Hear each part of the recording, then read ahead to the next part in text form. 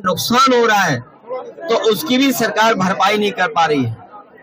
किसानों को जहां मेहनत करके अपनी फसल तैयार करने का मौका मिलता है, वहीं दो सींग वाले भी परेशान कर रहे हैं।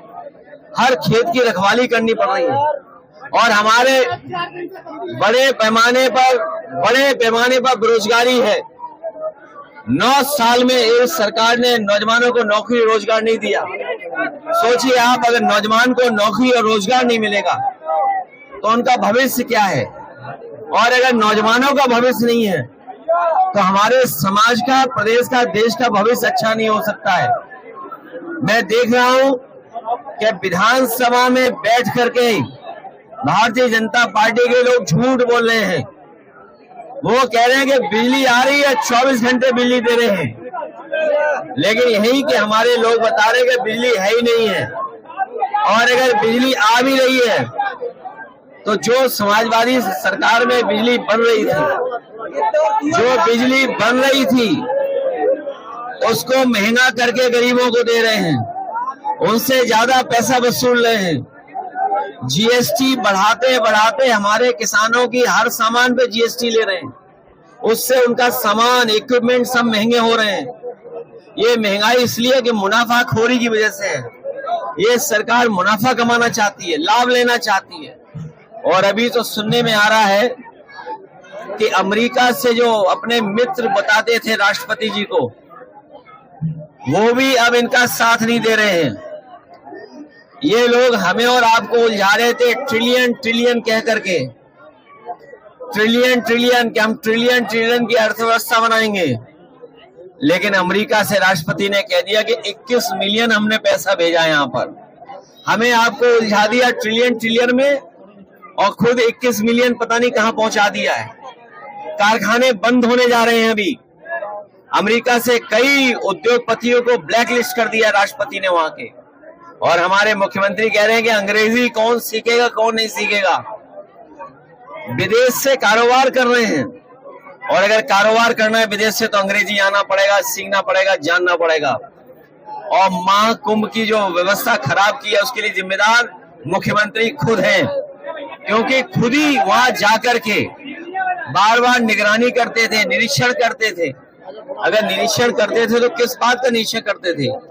जो लोगों की जान गई है कुंभ में, उसकी सूची नहीं दे पा रहे, नाम नहीं बता पा रहे हैं। जो खोया पाया केंद्र में है वो भी नाम नहीं दे पा रहे हैं, क्योंकि सरकार डरी हुई है, क्योंकि नाम देते ही उनकी सच्चाई सामने आ जाएगी, कितने लोगों की जान गई है। लोग थक हार करके चले गए। और ये गिद्ध वाली बात जो कह रहे हैं, मुख्यमंत्री जी ने गोरखपुर में गिद्ध के लिए एक कुछ बनाया है। गोरखपुर वाले और हम लोग जानना चाहते हैं कि ये गिद्ध के लिए क्या बनवा लिया है गोरखपुर में आपने। गिद्ध का प्रजनन सेंटर बनाया है, और गिद्ध की बात कह करके ये साबित कर दिया है। और आखिरकार गिद्ध को कह करके किसको अपमानित कर रहे थे? क्या उनके परिवार के लोगों को, जो अपने परिवार के सदस्यों को ढूंढ रहे थे? एक बेटी अपनी माँ को ढूंढ रही थी, भाई को ढूंढ रहा था। लोग आकर के अपने घर वालों को ढूंढ रहे थे जो अभी तक नहीं मिले हैं। क्या ढूंढने वालों को सरकार गिद्ध बोल रही थी? और सबसे बड़ा सवाल है, ये जो सुअर का नाम ले रहे हैं, ये हम लोगों ने किसी ने नहीं कहा कि पानी खराब है गंगा का। सेंट्रल पॉल्यूशन बोर्ड ने कहा है कि ये गंगा का पानी खराब है। गंगा का पानी नहाने लायक भी नहीं है, आचमन तो भूल जाइए। तो सोचिए सरकार किसको सुअर कह रही थी।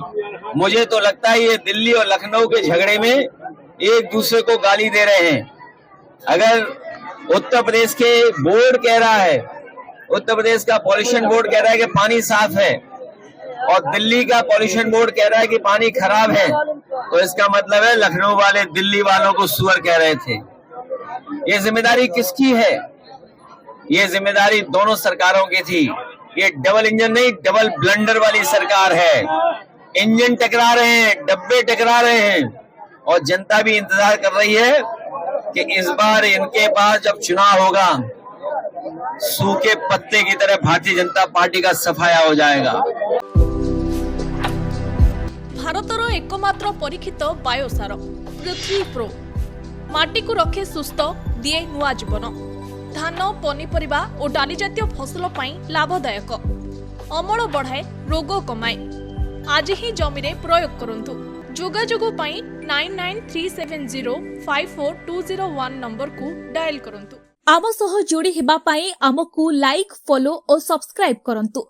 अधिक अपडेट पाई विजिट करंतु आम वेबसाइट thequiver.in।